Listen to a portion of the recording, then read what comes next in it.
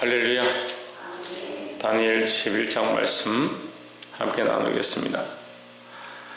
다니엘 11장 말씀은 급박한 정세와 세계 역사에 돌아가는 모양들을 다니엘을 통해서 하나님께서 예언해 주시는 말씀이다, 그렇게 볼 수 있습니다. 다니엘이 있을 때가 BC 500년경인데 지금 이 11장에 예언되어진 말씀은 BC 200년경에 일어날 일들에 대해서 기록하고 있습니다. 하나님께서 왜 그럼 이런 역사들을 기록하고 있느냐? 세계의 모든 역사는 하나님의 주관과 하나님의 섭리 안에 있다라는 겁니다. 우리는 세상이 흘러가고 진행되어지는 것이 그냥 우연히 진행되어지고 그냥 각 나라가 알아서 움직이는 것이다 생각하지만 하나님의 섭리 속에 있다는 것을 우리는 기억해야 합니다. 또한 시대적 상황 가운데 연병이 일어나고 병드는 일들, 많은 생명이 죽어가는 일들 또한 하나님의 주권 아래 있습니다. 우리가 생각하기에 왜 죽어야 하고 왜 고통이 있어야 되고 왜 병이 들어야 하느냐, 그렇게 생각할 것이 아니라 다 하나님의 계획과 섭리 속에 있다는 것을 보아야 하고, 우리가 다 알지 못하는 부분들은 하나님의 역사하심이 우리의 판단과 생각보다 더 정의롭고 공의로우심을 인정하는 그런 믿음이 있어야 된다라는 겁니다.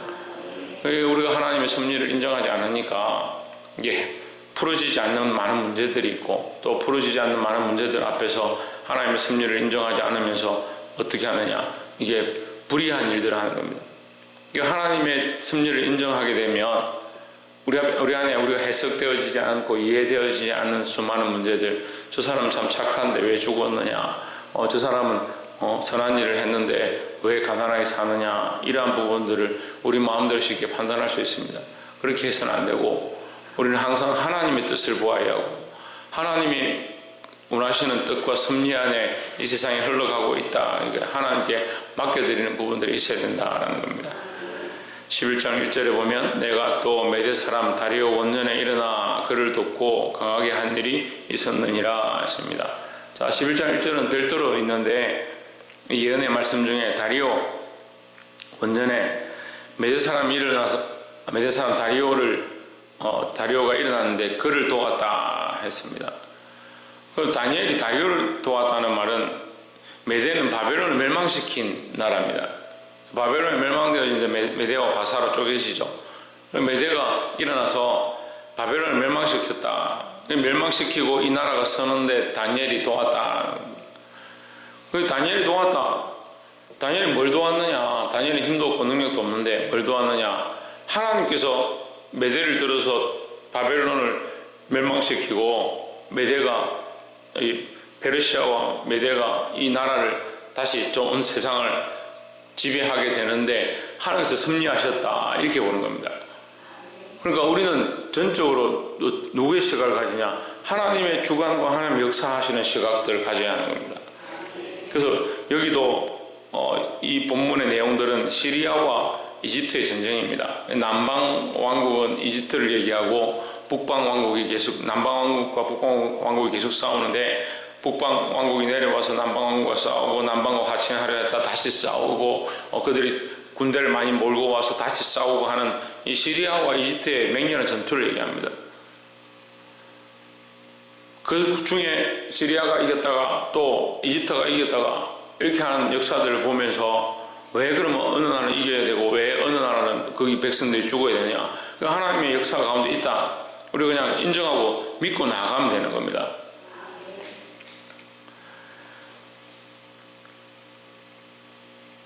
6절에 몇 해 후에 그들이 서로 맹약하리니 곧 남방왕의 땅이 북방왕에게 나아가서 화친하리라. 그러나 이 공주의 힘이 세하고 그 왕은 서지도 못하며 권세가 없어질 뿐 아니라 이 공주와 그를 데리고 온 자와 그를 낳은 자와 그때에 도와주던 자가 다 버림을 당하리라 했습니다.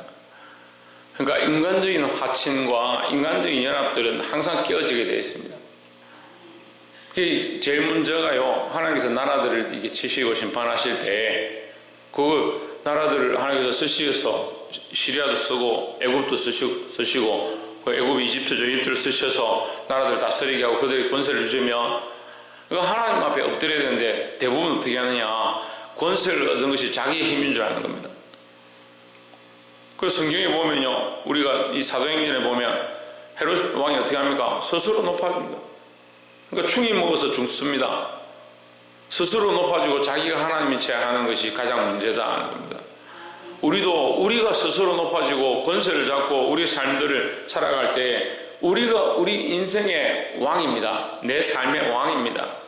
그래서 열왕기상하, 역대상하는요, 왕들의 그 역사를 기록하고 있지만 그 왕들의 역사가 뭐냐, 하나님께서 그 왕에게 그 나라의 통치의 권력을 맡겼을 때 얼마나 하나님께 엎드려서 기도하고 하나님께 의지해서 살아가느냐, 통치하느냐, 그걸 바라보는 겁니다. 그래서 우리가 그걸 보고 어떻게 합니까? 나도 내 안에 내 인생 가운데 평생에 나를 왕으로 세우신 그 하나님 앞에 내가 형통하면 교만할 것인가, 내가 자녀들을 말씀으로 양육해서 똑바로 키울 것인가, 그걸 말씀을 통해서 나를 비춰보는 겁니다. 그래서 열왕기상하, 역대상하를 통해서 왕들이 하나님의 말씀대로 살았을 때 그들을 조상들의 묘실에 넣고 하나님께서 그들을 존귀케 하시고 그 이름 앞에 백성들이 엎드렸던 죽었지만 그들 앞에 엎드려서 그들을 위해서 그 죽은 것들을 기념했던 그런 모습을 보이기도 하고, 또는 밖에 버려서 어디서 죽었는지 모르고, 또 사울왕 같은 경우는 벳산 성벽에 매달려서 시체가 죽임을 당하고,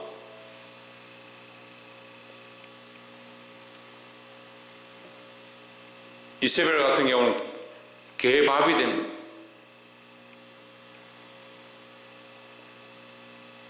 하나님 섬기지 않냐고 우상을 섬기고 자기의 권력을 줬는데 그걸 어떻게 하냐, 스스로 높아져서 하나님 앞에 벌을 받는 거예요. 그 역사 속에서 우리는 그걸 배웠습니다. 그럼 우리는 어떻게 되냐, 내 인생 가운데 내가 왕이고 내 인생을 내가 책임지고 내 생각들을 내가 주관하고 내 감정을 내가 좌지우지하는 내 감정을 따라서 내 생각을 따라서 내가 주인 되어줘서 이것을 똑바로 통치하고 하나님 앞에 엎드리게 되는 거예요. 내 감정과 내 생각과 내 가치관과 내 안에 일어나는 수많은 것들을 예수 그리스도의 이름 앞에 굴복시켜야 되는 거예요. 11절에 남방왕은 크게 노하여 나와서 북방왕과 싸울 것이라. 북방왕이 큰 무리를 일으킬 것이나 그 무리가 그의 손에 붙임 바 되리라. 12절, 그가 큰 무리를 사로잡은 후에 그 마음이 스스로 높아져서 수만 명을 엎드릴 것이나 그 세력은 다하지 못할 것이요 했습니다. 성경에 계속 이런 말씀을 하는 거예요. 스스로 높아져서. 그러니까 하나님께서 높이시면 하나님 앞에 엎드려야 되는 거예요. 우리가 그를 높이면 그가 나를 높이신다. 내가 낮추면 그가 나를 높이신다. 이게 성경의 원리입니다. 온 세상의 역사도 그렇고요, 나 자신도 그렇다는 거예요. 그러니까 하나님 앞에 낮춰야 되는데, 말씀을 듣고 당신들 죄인입니다, 우리 죄인입니다, 여러분 회개해야 합니다, 돌이켜야 됩니다, 그 삶을 버려야 됩니다, 그런 감정들 버려야 됩니다, 그런 생각들 버려야 됩니다, 그런 말들을 버려야 됩니다. 그렇게 하면 어떻게 합니까? 감정이 이렇게 올라옵니다. 이렇게 올라옵니다. 그런 습관들을 바꾸셔야 됩니다. 그럼 자꾸 이거 더 올라오는 거예요. 뭐냐? 스스로 높아졌어. 이게 마귀가 우리에게 주는 좋은, 아주 좋은 꿀입니다, 꿀. 마귀는 원래 교만한 자고 원래 거짓말 하는 자인데, 우리 인간 안에 뭘 넣었냐? 스스로 교만하고 스스로 거짓말 하도록 만드는 겁니다. 괜찮다? 평안하다? 선지자들 보내서 왕에게 평안합니다, 문제가 없습니다, 계속 그렇게 얘기합니다. 뭘 얘기합니까? 심지어는 주의 종을 말씀을 똑바로 전하는 미가엘 향해서 시드기야가 일어나서 뺨을 치면서 하나님의 영이 어디를 떠나서 너에게 가서 말하더냐, 그런 소리를 합니다. 저는 그 말씀 듣고 얼마나 무서운지요. 얼마나 무섭습니까? 자기의 이익을 위해서요, 자기 출세와 자기 명예를 위해서 하나님의 영을 갖다 팝니다. 하나님의 신을 팝니다. 성령을 갖다 파는 겁니다. 인간이 교만하면 그렇게 한다고요. 여러분, 우리가 말씀 보고 항상 주의해야 합니다. 교만하지 않도록. 그 하나님 못 보는 사람이 교만한 거예요. 하나님 앞에 서지 않는 사람이 교만한 거예요. 하나님 필요 없으니까 자기 마음과 자기 생각대로 하는 거죠. 이거 두려워해야 되고 조심해야 되고, 우리가 항상 하나님 앞에 경성하는데, 이 경성이 뭐냐? 겸손하게 깨어 있는 겁니다. 나를 똑바로 보고요, 하나님 똑바로 보고요, 나의 연약함들을 보고요. 깨어 있기를 주의 이름으로 축복합니다. 마지막 14절. 그때 여러 사람이 일어나서 남방왕을 칠 것이요, 내 백성 중에서도 강포한 자가 스스로 높아져서 이상을 이루려 할 것이나 그들이 도리어 넘어지리라 했습니다.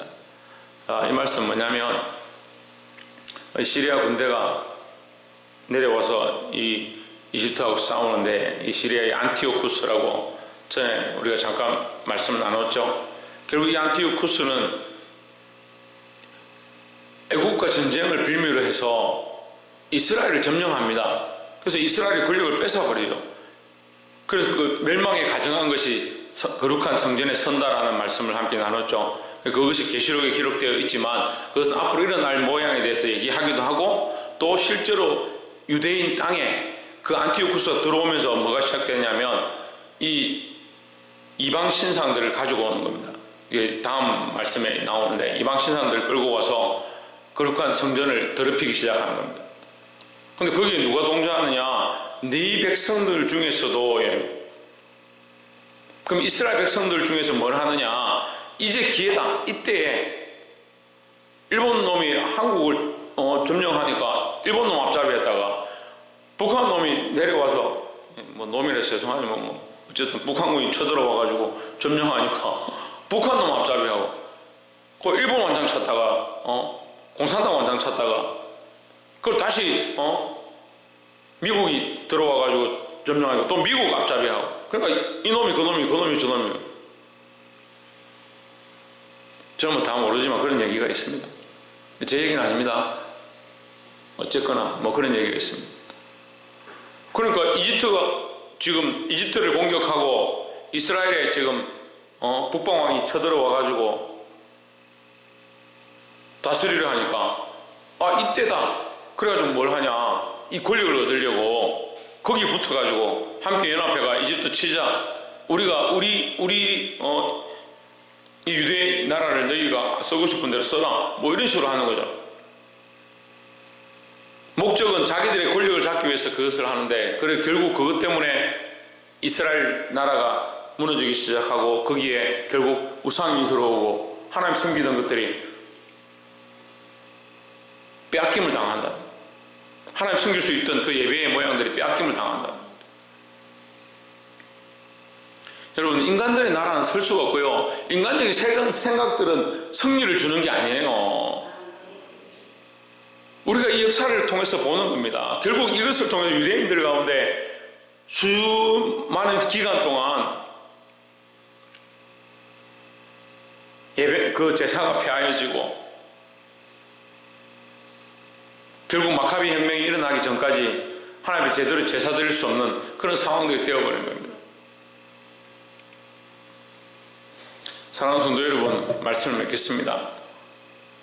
타협해버린 수많은 공간들, 시간들, 우리의 삶의 모양들, 하나님 말씀으로 서 있지 아니하고 하나님의 통치를 인정하지 아니하고 내가 했다라고 생각되어진 교만한 문제들 다 해결되어지죠. 하나님 온 세상을 주장하시고 통치하셨는데 이것을 인정해야 합니다. 또한 두 번째, 스스로 높아지면 안 된다. 스스로 높아지기 시작하니까 하나님의 통치와 능력들을 인정하지 않습니다. 내가 했다고 생각합니다. 그래서 여전히 삶에 가서 어떻게 합니까? 내가 알아서 살아가는 겁니다. 말씀 앞에 순종하지 아니하고 하나님의 주권을 인정하지 아니하고, 내가 높아지는 것, 내가 자만한 것, 이거 조심해야 하고, 또한 인간들의 방법으로는 되지 않는다.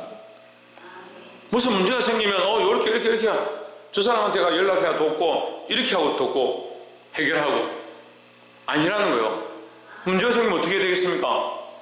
하나님 앞에 엎드려야 됩니다.